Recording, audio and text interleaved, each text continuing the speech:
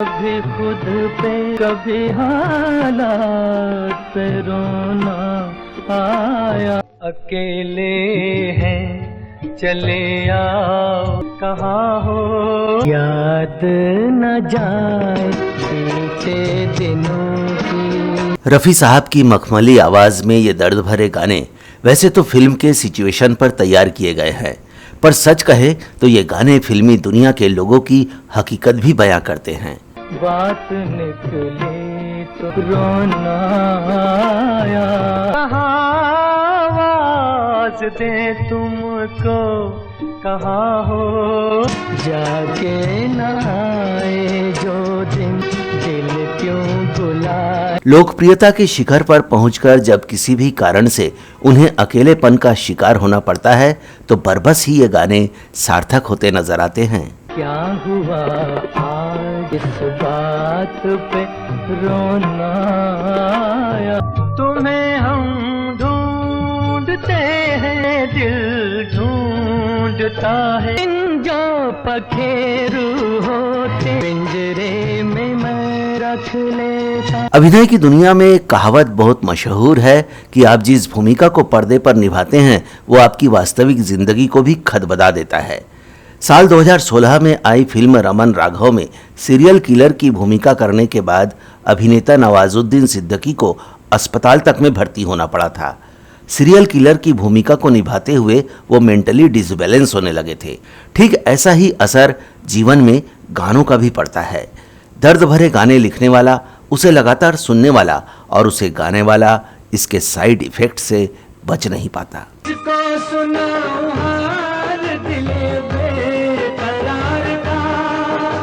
रफ़ी साहब के जीवन में भी एक समय ऐसा आया था जब उनके गाए ये दर्द भरे गाने उनकी वास्तविक जीवन की सच्चाई बन गए थे और उन्हें फिल्मी दुनिया के चिकने चुपड़े लोगों, यारी दोस्ती और रंग बिरंगी रोशनी में चमकते चेहरों की काली हकीकत का एहसास हो गया था।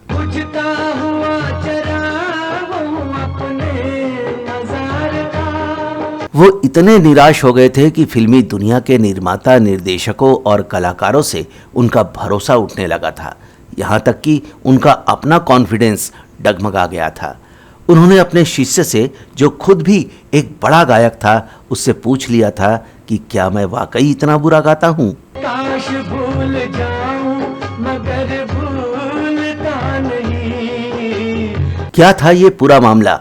क्यों रफ़ी साहब जैसे एक महान गायक को इस निराशा के गर्त का सामना करना पड़ा और कौन था उनका वो शिष्य जिसने इस बुरे वक्त पर उनका साथ दिया था, यही बताने वाले हैं हम अपने इस वीडियो में। तो आखिरी तक बने रहिए हमारे साथ।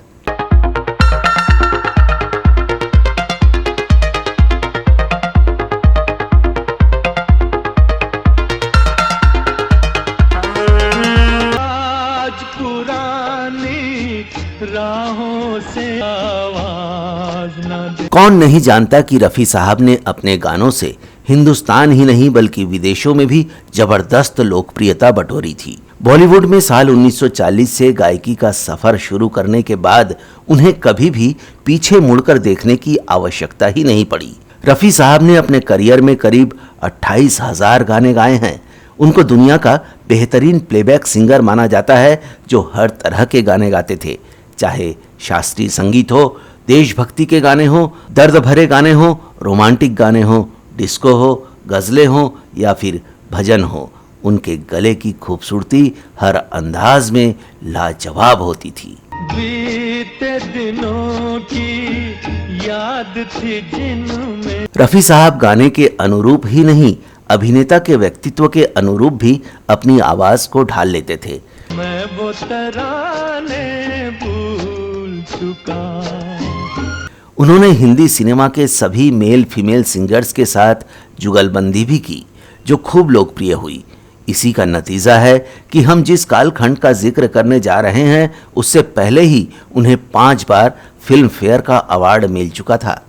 वैसे उन्हें ये अवार्ड कुल 6 बार मिला है। इसके अलावा पद्मश्री और राष्ट्रीय पुरस्कार से भी वो नवाजे गए हैं। 1971 से पहले उन्हें जिन 5 गानों के लिए फिल्म फेयर का अवार्ड मिला था वो गाने ये हैं।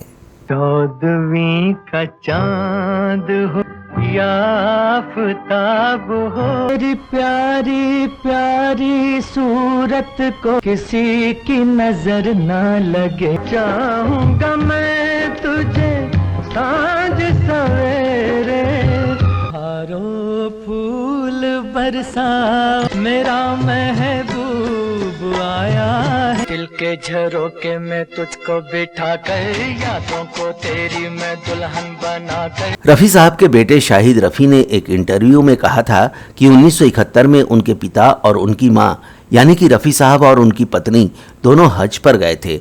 वहां उन्हें किसी मुफ्ती या मौलवी ने यह कह दिया कि रफ़ी साहब अब आप हाजी हो गए हैं, अब आपको फिल्मों में गाना बंद कर देना चाहिए।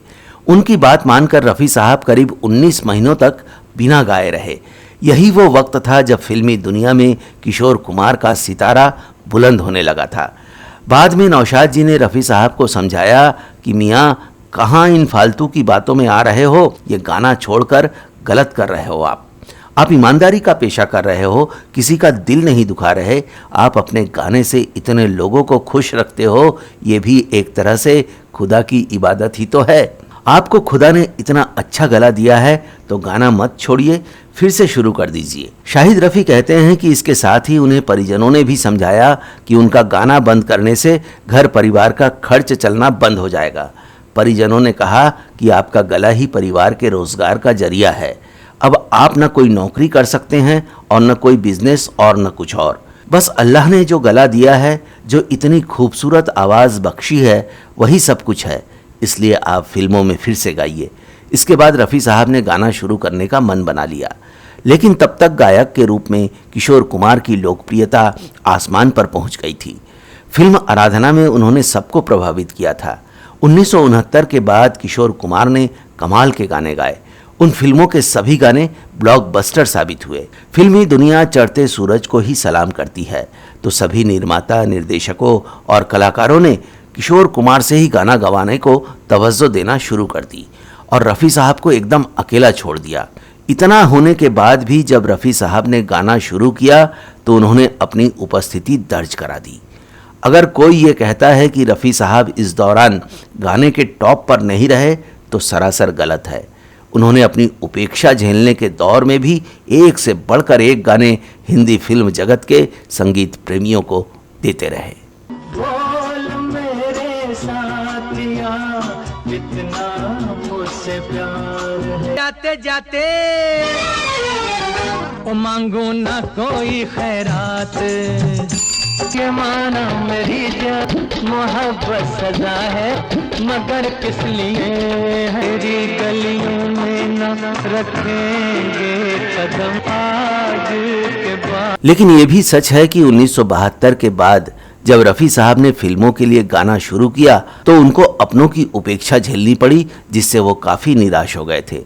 साल 2017 में आई डॉक्यूमेंट्री दास्तान-ए-रफ़ी में मशहूर गायक महेंद्र कपूर के बेटे रोहन कपूर ने रफ़ी साहब के बारे में दिलचस्प खुलासा किया था। रोहन कपूर के मुताबिक रफ़ी साहब निर्माता निर्देशकों की उपेक्षा से काफ़ी परेशान रहने लगे थे। ऐसे में उन्होंने एक दिन महेंद्र कपूर को फ़ोन किया और कहा, यार मैं बड़ा उदास हो गया हूँ, तुम मिलने आ जा। उस ज़माने में महेंद्र कपूर सभी गायकों में सबसे कम उम्र के थे, इसलिए सभी उनको अपने छोटे भाई जैसा प्यार करते थे। लेकिन महेंद्र कपूर और रफ़ी साहब के बीच गुरु चेले का रिश्ता था। महेंद्र कपूर 12 साल की उम्र से रफ़ी साहब के संपर्क में थे और कहा जाए तो उनको अपना भगवान मानते थे। रोहन कपूर ने बताया कि पापा जब रफ़ी साहब से मिलने पहुंचे तो वो बागीचे में अकेले बैठे हुए थे। थोड़ी बहुत इधर उधर की बातों के बाद रफ़ी साहब ने पापा से कहा कि महेंद्र, कमाल हो गया यार, वो प्रोड्यूसर जो मेरे पैर को हाथ लगाते थे, प्रणाम करते थे, अब मेरा मुंह देखकर आगे निकल जाते हैं। ये लोग तो मुझे पहचान तक नहीं रहे हैं। रफ़ी साहब का दर्द भरा गाना अब उन पर ही लागू हो रहा था। दिन बुरे होते हैं, हालात बुरे होते। रफ़ी साहब ने पूछा, महेंद्र तू बता, क्या मैं इतना बुरा सिंगर बन गया हूँ? अपने गुरु और अपने आदर्श रफ़ी साहब के मुंह से ऐसी बातें सुनकर महेंद्र कपूर तो हैरान रह गए। उन्होंने सोचा भी नहीं था कि रफ़ी साहब को ये दिन भी देखना पड़ेगा। इसलिए रफ़ी साहब को दिलासा देते हुए वो बोले, इसका मैं आपको क्या जवाब दूं रफ़ी साहब? अगर वो आपके साथ ऐसा कर सकते हैं तो ये किसी के साथ भी कर सकते हैं।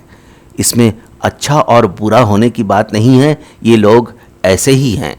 यही इन लोगों का असली चेहरा है जिनके साथ हमें डील करना पड़ता है। आप बिल्कुल चिंता मत कीजिए, आपका वक्त ज़्यादा दिनों तक खराब नहीं रह सकता। आदमी तो बुरा नहीं होता। महेंद्र कपूर जी की बात एकदम सच साबित हुई। उस दौर में लक्ष्मीकांत प्यारेलाल ही एकमात्र ऐसे संगीतकार थे जो रफ़ी साहब से तब भी गाने गवा रहे थे। यही वजह है कि रफ़ी साहब ने अपने करियर में सबसे ज़्यादा गाने लक्ष्मीकांत प्यारेलाल के लिए ही गाए हैं। 1973 में लोफर फिल्म आई। इस रोमांटिक थ्रिलर में लक्ष्मीकांत प्यारेलाल के कर्णप्रिय म्यूजिक, खूबसूरत कहानी, कसा हुआ निर्देशन, धर्मेंद्र की ही मैन टाइप बॉडी, मुमताज की अदाओं का जादू और अमीरों की ऐशो आराम वाली जीवन शैली की नुमाइश के साथ एक नए रफ़ी साहब की झलक लोगों के सामने थी। उनके इस गाने ने खूब धूम मचाई। आज मौसम बड़ा बेईमान है। इस फिल्म के गानों की सफलता के बाद निर्माता निर्देशकों को समझ में आ गया कि रफ़ी साहब कभी चूक नहीं सकते। रफ़ी साहब के गाने फिर से दर्शकों के दिलो दिमाग पर छाने लगे। इसके बाद तो रफ़ी साहब के गानों ने एक बार फिर से धूम मचा दी। यादों की बारात, अभिमान, बैराग, दोस्ताना, अदालत, अमर अकबर एंथोनी और कर्ज जैसी कई फिल्मों में उन्होंने यादगार गाने दिए। 1977 में हम किसी से कम नहीं फिल्म के जिस गाने ने उन्हें 6ठी बार फिल्म फेयर अवार्ड दिलाया, वो गाना ये था। हुआ तेरा वाद, वो कसम, वो इरादा। दोस्तों, ये एकदम सच है कि हज से लौटकर रफ़ी साहब को ये एहसास जल्दी ही दिला दिया गया कि फिल्मों के लिए गाना कहीं से भी गलत नहीं है, अन्यथा दुनिया ऐसे सैकड़ों नगमों से महरूम रह जाती जो उन्होंने एक ब्रेक के बाद फिर से गाए थे। इस वीडियो में इतना ही दोस्तों, नमस्कार। भूलेगा दिल जिस दिन तुम्हें आखिरी दिन होगा।